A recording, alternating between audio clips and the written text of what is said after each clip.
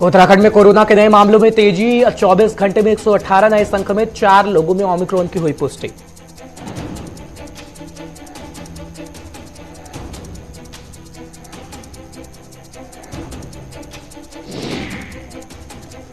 उत्तराखंड चुनाव को लेकर आम आदमी पार्टी की तैयारियां तेज। कल उत्तराखंड में हुंकार भरेंगे केजरीवाल, नव परिवर्तन यात्रा को दिखाएंगे हरी झंडी।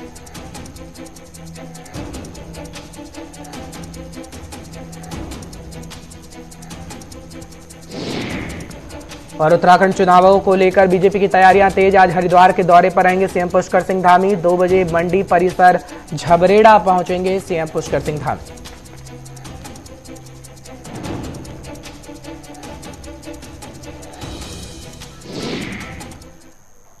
नमस्कार, गुलिस्तान न्यूज देख रहे हैं आप। मैं हूं आपके साथ हर्ष भारद्वाज। इस वक्त के बुलेटिन में आपका बहुत बहुत स्वागत है। सबसे पहले बात करेंगे उत्तराखंड की और मौसम का मिजाज आपको बताएंगे उत्तराखंड के अंदर कैसा है। पहाड़ी इलाका है उत्तराखंड में, मौसम का मिजाज पूरी तरीके से बदल चुका है। डॉक्टर एहतियात बरतने की सलाह दे रहे हैं। 6 डिग्री तक न्यूनतम पारा पहुंच चुका है। बढ़ रही है ठंड और आज उत्तराखंड में बादल भी छाए रह सकते हैं। फिलहाल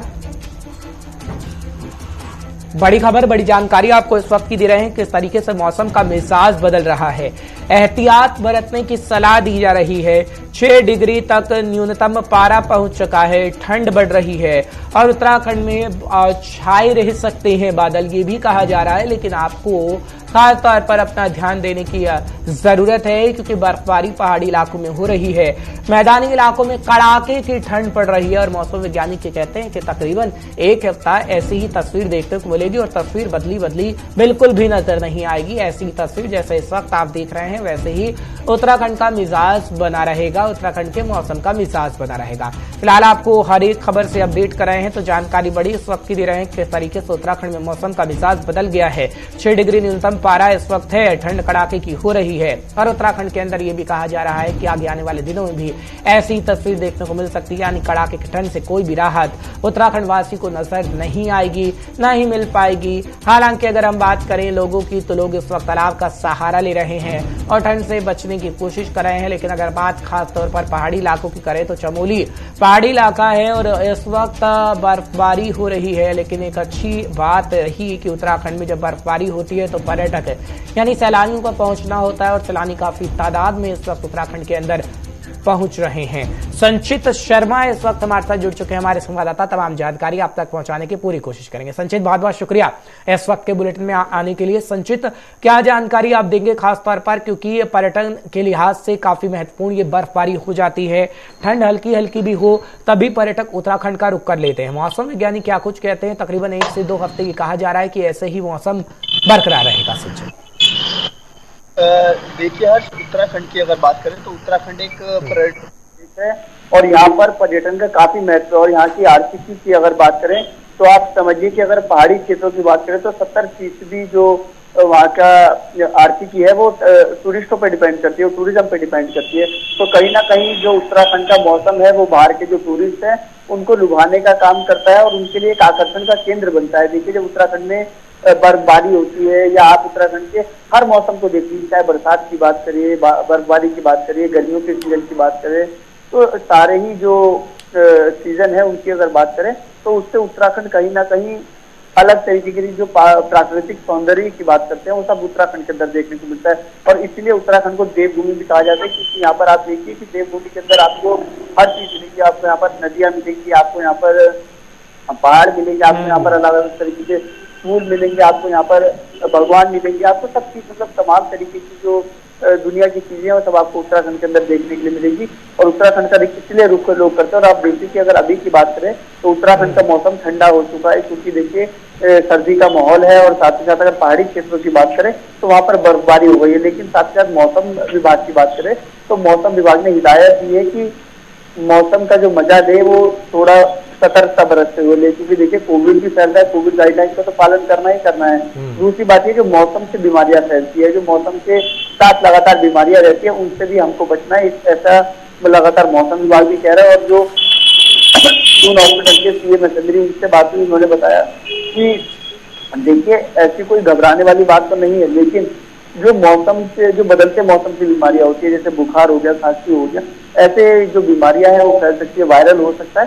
तो इन सबको बच करके जो मौसम का आनंद है वो पर्यटक उत्तराखंड आकर ले सकते हैं। ठीक है संचित, एक आखिरी सवाल आपसे लूंगा, क्योंकि अगर हम बात करें होटलों की तो क्या होटल के अंदर वो तमाम प्रबंध किए गए हैं, क्योंकि सैलानी पहुंच रहे हैं और पहले ही उत्तराखंड की सरकार ये कह चुकी है कि पर्यटकों को कोई भी ऐसी परेशानी ना हो जिससे पर्यटन क्षेत्र प्रभावित हो, क्योंकि कोरोना काल में काफी प्रभाव पर्यटन क्षेत्र पर पड़ा, लेकिन उसकी भरपाई अब हो रही है। देखिए, पर्यटन क्षेत्र की बात करें और होटलों की बात करें तो हर देखिए, जब कोविड की राज्य सरकार की जो SOP आई थी, उसके बाद जब कोविड के संक्रमण को देखते हुए नाइट कर्फ्यू लगाया गया, तो कहीं ना कहीं जो होटल व्यवसायी से जुड़े लोग हैं उनके जो काम है उसमें थोड़ा उनका ग्राफ नीचे गया, क्योंकि देखिए जो सैलानी उत्तराखंड आने से उन्होंने तुरंत अपनी होटलों की कैंसिल बुकिंग करा दी। नैनीताल की बात करें, मसूरी की बात करें, वहां पर जो होटल की बुकिंग थी वो कैंसिल हो गई। तो उससे कहीं ना कहीं फर्क तो देखने को मिला, लेकिन होटल साफ तौर पर कह रहा है कि उनके जो प्रबंध है वो पूरे उन्होंने कर दिए, जो तमाम कोविड गाइडलाइन के पालन होने चाहिए, जो प्रोटोकॉल एप्रोप्रिएट प्रोटोकॉल की बात की जाती है, जो सरकार जिस एप्रोप्रिएट प्रोटोकॉल की बात करती है, वो सारा प्रोटोकॉल, सारे होटल उस मानक को पूरा करने के बाद ही सैलानियों को आने की परमिशन दे रहे हैं। तो उन्होंने साफ तौर पर चलिए संचित, बहुत बहुत शुक्रिया हमारी जानकारी पहुंचाने के लिए, दर्शकों को अपडेट रखते हुए। फिलहाल ओमिक्रॉन का संकट बरकरार है, तो फटाफट से आपको उत्तराखंड से भी जानकारी उस वक्त की बड़ी दे देते हैं। कोरोना का कहर उत्तराखंड के अंदर भी देखने को मिल रहा है और उत्तराखंड में कोरोना के नए मामलों में तेजी आनी शुरू हो गई है।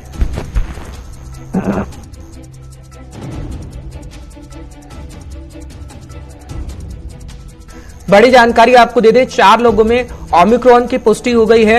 उत्तराखंड प्रदेश में अब तक 367 एक्टिव केस बताए जाते हैं। कोरोना को लेकर धामी सरकार अलर्ट मोड पर है। बड़ी खबर, बड़ी जानकारी आपको इस वक्त की दे रहे हैं, क्योंकि उत्तराखंड में कोरोना के नए मामलों में वृद्धि होनी शुरू हो गई है और कोरोना के 24 घंटे में 118 नए संक्रमित केस मिल रहे हैं।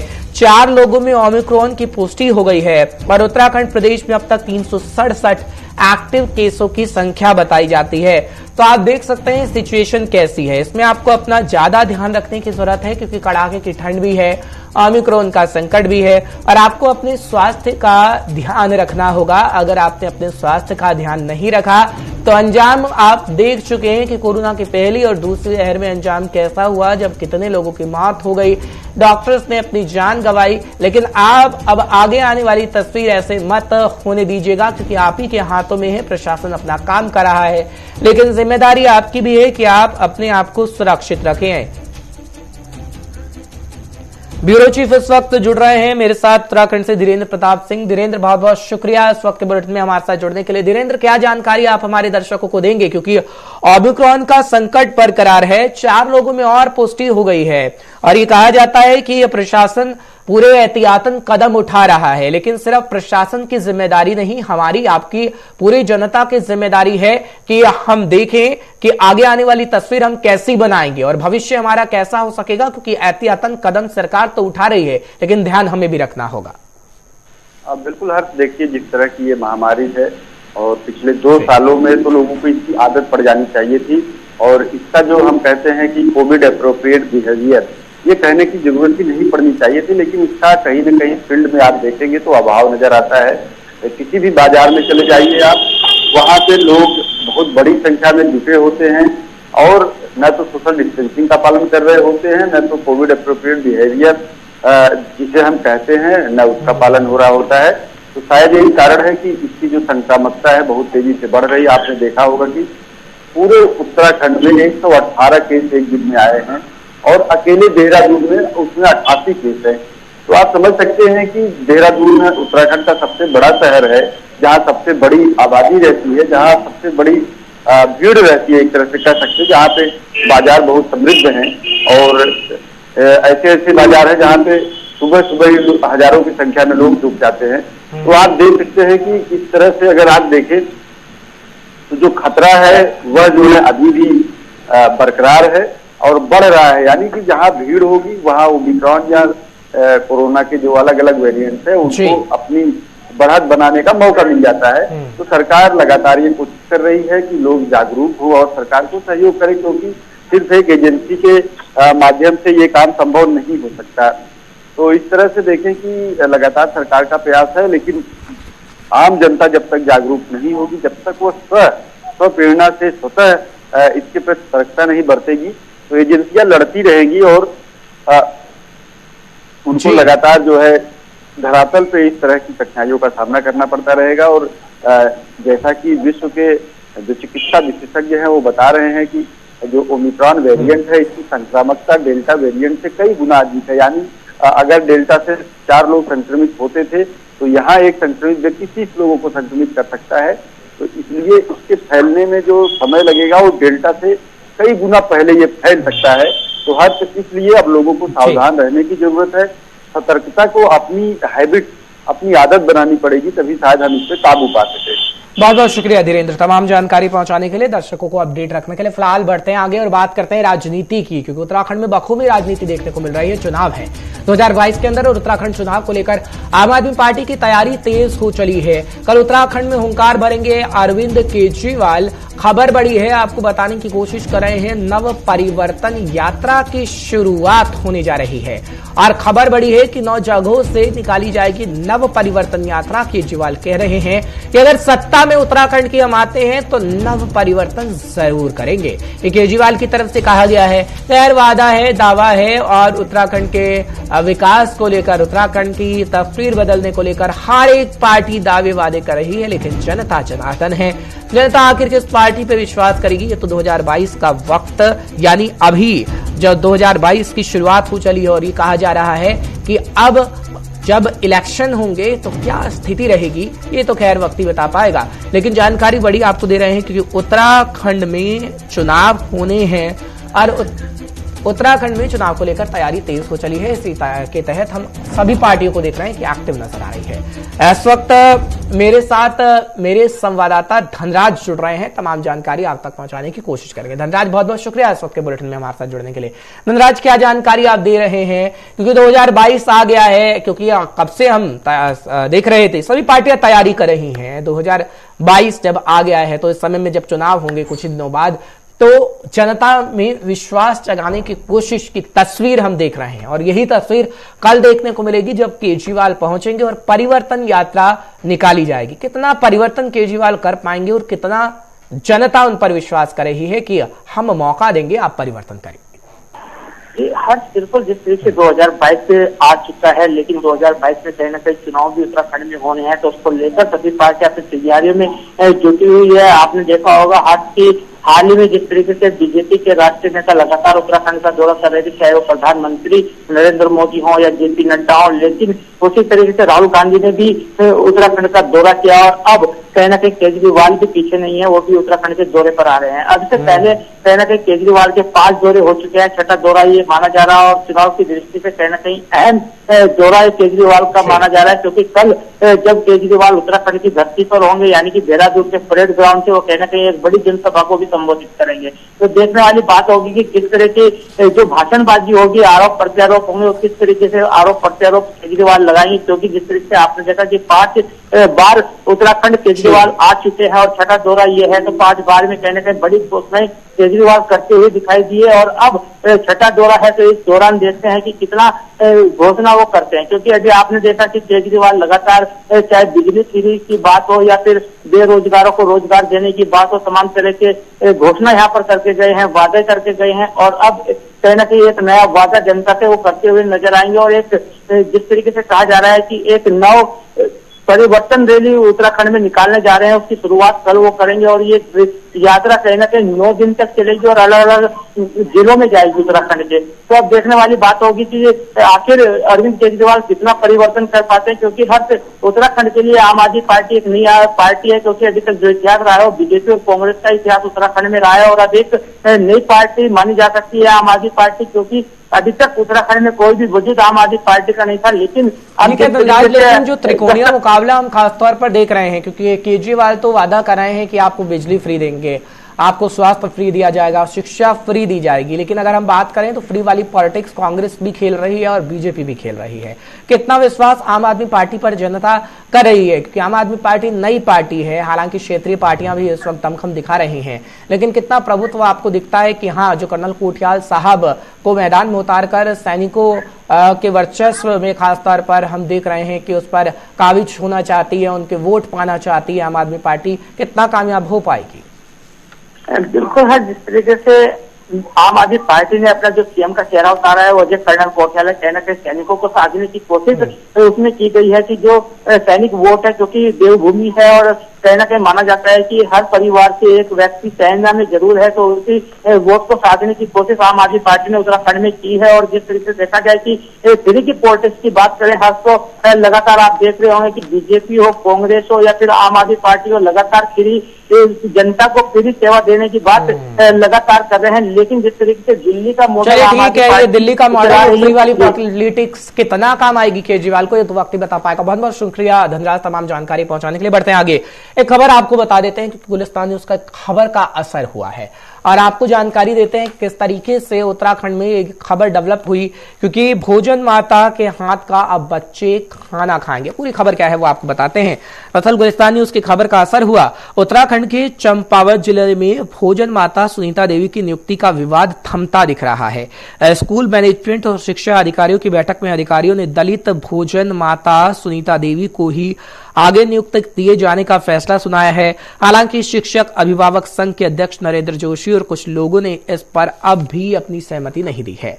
वहीं फैसले के बाद सुनीता देवी ने पंचायत सदस्यों और स्कूल प्रबंधन समिति सदस्य समेत 6 लोगों के खिलाफ दर्ज मुकदमे को वापस लेने की सहमति दी है। इससे पहले सीईओ आरसी पुरोहित की अध्यक्षता में 3 सदस्यीय जांच समिति ने डीएम को भोजन माता की नियुक्ति के मामले की जांच रिपोर्ट सौंपी है। जांच में क्या है यह अभी सार्वजनिक नहीं हुआ है, लेकिन भोजन माता नियुक्ति प्रक्रिया में तकनीकी प्रक्रिया के कुछ खामी होने के बाद कही जाने की बात सूत्र बता रहे हैं।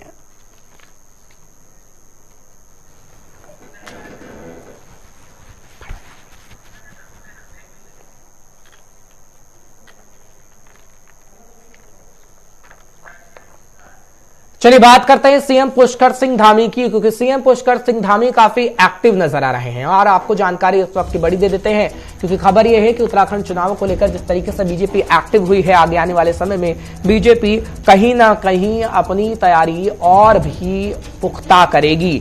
फिलहाल ये कहा जा रहा है कि आज 2 बजे का वक्त होगा जब मंडी परिसर झबरेड़ा पहुंचेंगे सीएम पुष्कर सिंह धामी और कृषि मेला कार्यक्रम और कई योजनाओं का शिलान्यास लोकार्पण भी किया जाएगा।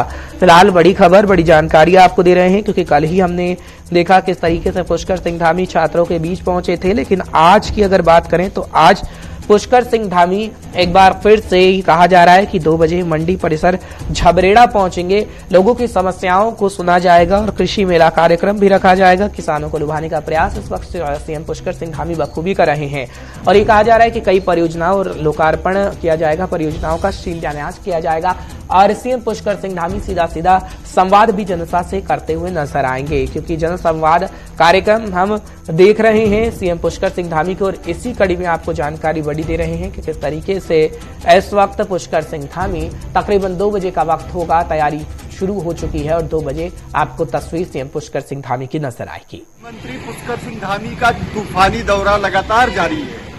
उसी तूफानी दौरे के तहत मुख्यमंत्री पुष्कर सिंह धामी आज लगातार तीसरे दिन हरिद्वार पहुंचेंगे। हरिद्वार में झबरेड़ा विधानसभा में आयोजित कृषि मेले में तमाम विकास परियोजनाओं का लोकार्पण करेंगे और मेले का उद्घाटन भी करेंगे। इसके बाद में झबरेड़ा के विधायक देशराज कड़वाल के घर भी जाएंगे और झबरेड़ा के नगर पंचायत अध्यक्ष के घर भी मुख्यमंत्री जाएंगे।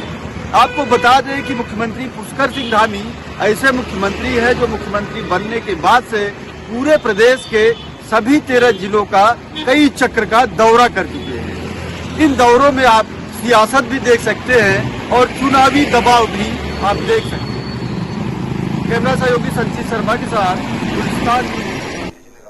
तो गुलिस्तान न्यूज की टीम ग्राउंड जीरो पर रहती है, काम बखूबी किया जाता है और पता लगाया जाता है हकीकत क्या है और क्या रियलिटी है, जो हमारे संवाददाता ब्यूरो चीफ लगातार उत्तराखंड से आपको जानकारी देते रहते हैं। बात विपक्षी पार्टी की भी करते हैं, हरीश रावत साहब की। हरीश रावत लगातार तंज कस रहे हैं बीजेपी सरकार पर और कह रहे हैं कि बीजेपी ने जो वादे किए थे वो बखूबी उत्तराखंड के अंदर नहीं देखने को मिले हैं, जिसे पूरा कांग्रेस की सरकार करेगी। ये रावत साहब की तरफ से कहा गया है। फिलहाल पूरी जानकारी आपको फटाफट से देते हैं कि रावत साहब आखिर कह क्या रहे हैं।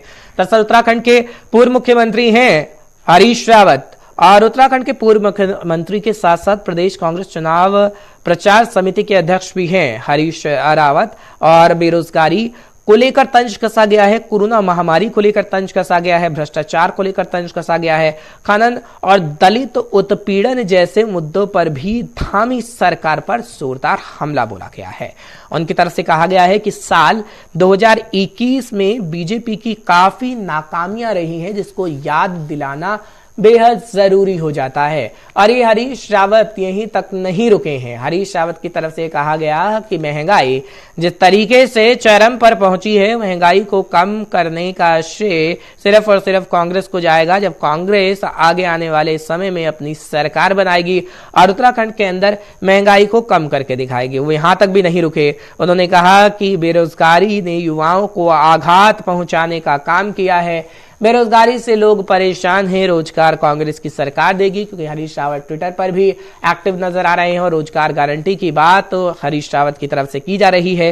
लेकिन हम आपको बता रहे हैं कि किस तरीके से हरीश रावत की तरफ से तंज कसा गया है। साथ ही साथ आपको जानकारी दे दें कि कोविड कुप्रबंधन के कारण प्रदेशवासियों ने अपने कई प्रियजनों को खो दिया है, ये हरीश रावत कहते हुए नजर आए। हालांकि हरिद्वार में कोविड जांच फर्जीवाड़े के मामले पर भी तंज कसते हुए नजर आए हैं हरीश रावत। धनराज के पास फटाफट से रुक कर लेते हैं, उनसे सवाल का जवाब लेने की कोशिश करते हैं। धनराज, हर एक पार्टी एक्टिव नजर आ रही है, लेकिन जिस तरीके से हरीश रावत नजर आ रहे हैं, क्योंकि पहले ट्विटर पर घमासान चल रहा था, लेकिन सब कुछ ठीक ठाक होता हुआ नजर आया और एक बार फिर से हमलावर होते हुए हरीश रावत बीजेपी पर नजर आ रहे हैं। जी हर्ष, बिल्कुल जिस तरह से देखा जाए कि उत्तराखंड में 2022 का चुनाव नजदीक है, तो उसी को देखते हुए कहीं ना कहीं आरोप प्रत्यारोप लगातार जारी हो चुके हैं। वहीं अब पूर्व मुख्यमंत्री हरीश रावत है, हालांकि उनको कांग्रेस की पूरी कमान भी उस चुनाव की सौंपी गई है, तो उन्होंने कहीं ना कहीं बीजेपी पर तंज कसा है और साफ तौर पर कहा है कि जो वादे 2021 में सरकार ने किए थे वो अभी तक पूरे नहीं है, क्योंकि 5 साल सरकार के बीतने वाले हैं और अभी तक जो वादे सरकार ने जनता से किए थे वो पूरे नहीं किए हैं। तो कहीं ना कहीं जो भ्रष्टाचार को लेकर उन्होंने तंज कसा है, साथ ही उन्होंने बेरोजगारी को लेकर तंज कसा है और साथ ही उन्होंने महंगाई को लेकर तंज कसा है। तो कहीं ना कहीं तंज कसते हुए पूर्व मुख्यमंत्री हरीश रावत नजर आए और उन्होंने साफ तौर पर कहा है कि जब कांग्रेस की सरकार उत्तराखंड में आएगी तो कहीं ना कहीं जो वादे कांग्रेस कर रही है वो पूरे करके दिखाएगी और जो काम ये बीजेपी सरकार नहीं कर पाई है वो काम कांग्रेस की सरकार करेगी आने वाले समय में। और कहीं ना कहीं जिस तरीके से देखा आपने हर कि जो हरिद्वार में कोरोना का जो घोटाला सामने निकल कर आया था कि जांच में कुछ घोटाले हुए थे, उस पर भी तंज कसते हुए हरीश रावत नजर आए। उन्होंने साफ तौर पे कहा कि कहीं ना कहीं भ्रष्टाचार है, पूरी सरकार डूबी हुई है और कोई भी जनता के सरोकार की ओर नजर नहीं उठा रही है। जी ठीक है धनराज, लेकिन एक आखिरी सवाल आपसे लूंगा। जिस तरीके से हम देख रहे हैं कि जो खींचतान प्रीतम सिंह हरीश रावत के बीच चल रही थी, क्योंकि मोर्चा तो देवेंद्र यादव भी इस वक्त संभाल रहे हैं, गणेश गोदियाल को भी हम देख रहे हैं कि मैदान में है, लेकिन प्रमुख चेहरा क्या हरीश रावत ही हैं, क्योंकि हरीश रावत ही कह रहे हैं कि कमान मैं जरूर संभाल रहा हूं, लेकिन आगे आने वाले समय में मुख्यमंत्री का चेहरा कौन होगा अभी तक कांग्रेस को इस बारे में ना तो पता है, ना कांग्रेस इस बारे में रणनीति बना रही है। क्या कांग्रेस के दिमाग में भी इस वक्त चल रहा है, क्योंकि राहुल गांधी के साथ मुलाकात हो गई है, लेकिन अभी तक खुलासा नहीं किया गया है कि हरीश रावत ही आगे आने वाले समय में सीएम होंगे या फिर कोई और? जी हर्ष, बिल्कुल जिस तरीके से आपने देखा कि कांग्रेस के अंदर किस तरह की गुटबाजी देखने को मिली थी कि हरीश रावत ने ट्वीट पे ट्वीट किए थे और उसके बाद उनकी राहुल गांधी से मुलाकात हुई, जिसके बाद कहीं ना कहीं हरीश रावत को पूरे चुनाव की कमान सौंपी गई और साफ तौर पर इससे यही झलकता है कि कहीं ना कहीं आने वाले समय में जो मुख्यमंत्री का चेहरा होंगे वो हरीश रावत ही होंगे। क्योंकि आप देख रहे होंगे कि कहीं ना कहीं जो स्टेयरिंग कमेटी बनाई जाती है, चुनाव समिति कमेटी बनाई जाती है, उसका जो अध्यक्ष होता है उसी को लगातार मुख्यमंत्री का चेहरा माना जाता है। लेकिन हरीश रावत ने साफ तौर पर यह कहा है कि अभी मुख्यमंत्री का चेहरा घोषित नहीं किया है और मुख्यमंत्री का चेहरा हो सकता हो या नहीं ये तो बाद में चुनाव के बाद ही पता लगेगा। लेकिन ये कहा जा सकता है कि अभी हरीश रावत के नेतृत्व में ही उत्तराखंड में पूरा चुनाव लड़ा जाएगा। और यदि उत्तराखंड में ये चुनाव लड़ा जाता है तो कहीं ना कहीं हरीश रावत का साफ तौर पर कहना है कि उत्तराखंड की जो सरकार होगी अगली वो कांग्रेस की सरकार होगी। और जिस तरीके से आपने देखा कि हरीश रावत हो, चाहे प्रीतम सिंह हो या गणेश गोटियाल हो, कहीं ना कहीं अंदर रूनी कहीं ना कहीं कलह देखने को जरूर मिलती है। लेकिन अब जिस तरीके से देखा जाए कि सभी एक मंच पर आते हुए नजर आ रहे हैं तो कहीं ना कहीं वो कलह अब हर खत्म होती हुई नजर आ रही है।